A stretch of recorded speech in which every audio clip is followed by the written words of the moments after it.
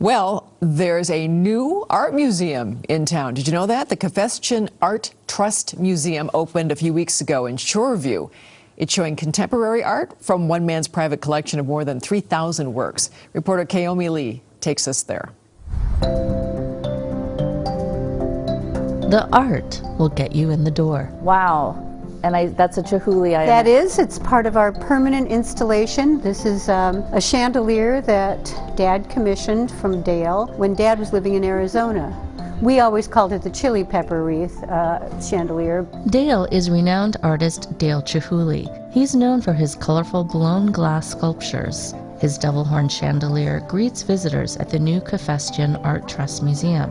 More than 50 pieces of Chihuly's work are on display. They're part of the private art collection of the late Minnesota businessman Gerard Cafesjian. He was an executive at West Publishing Company. He started collecting way before that. I mean, you don't actually have to have a lot of money, just a lot of interest. Kathy Baradaran is the daughter of Gerard Cafesjian. She says her father would be pleased with opening his collection to the public. He started loving art because he was able to go to the Metropolitan Museum of Art in New York. He was born in Brooklyn, and it was, available for residents of New York for free, which made a big difference to a kid growing up during the Depression. Despite those humble beginnings, Cafesjian would later move up the ranks at West Publishing. From editor to senior executive, he amassed a fortune. He was also very charming and private. He was demanding, he was very precise, he was incredibly intelligent, and when he believed in something, he did it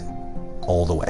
Armenian American communities, the Armenian people, and art were his passions. He created a world-class art museum in Armenia and was the leading donor to found the Scottsdale Museum of Contemporary Art. Was he someone that liked to kind of operate behind the scenes? Definitely. He didn't really want the spotlight.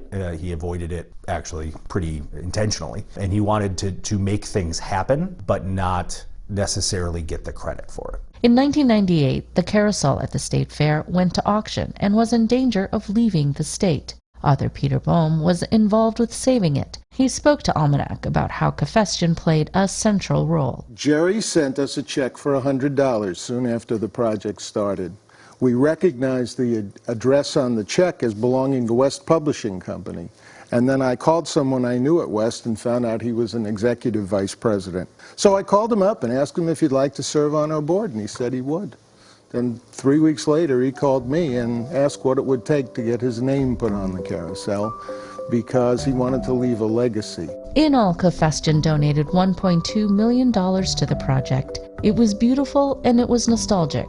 Just the sort of thing that Cafesjian enjoyed. I think he had a very tongue-in-cheek sense of humor at times, and he would collect everything from blue-chip artwork that one would find at Sotheby's or Christie's or Bonham's, all the way down to less significant artworks that could be picked up at an online auction facility.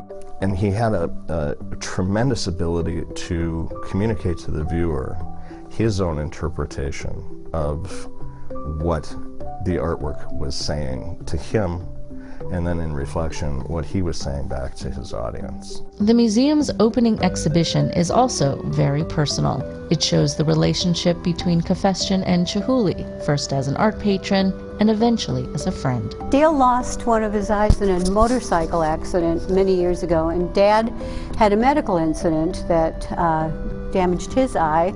And I actually had this photo for years, and just recently realized that Dad's patch is on his good eye in this photo, just so he can match Dale. Visitors can see Chihuly's doodlings during the pair's many conversations. So are the artist's conceptual drawings and themed works. When I think of Chihuly, I think of the color. I wouldn't necessarily think of the two-tone. See, that's what I'm saying, that it changed over different periods in his work. Here we have the color again. Bright colors and naturalistic forms are Chihuly's signatures, but that's not all he did.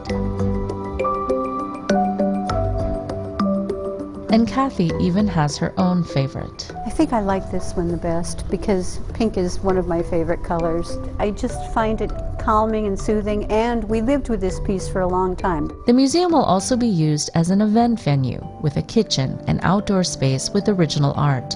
Admission is free, but reservations are required. It's been nearly 10 years since her father has passed, but Kathy says the museum is the legacy in Minnesota he would have wanted. Dad was really into bright colors, and so that's one of the things I really wanted. Color and light and form was his, that was where he lived.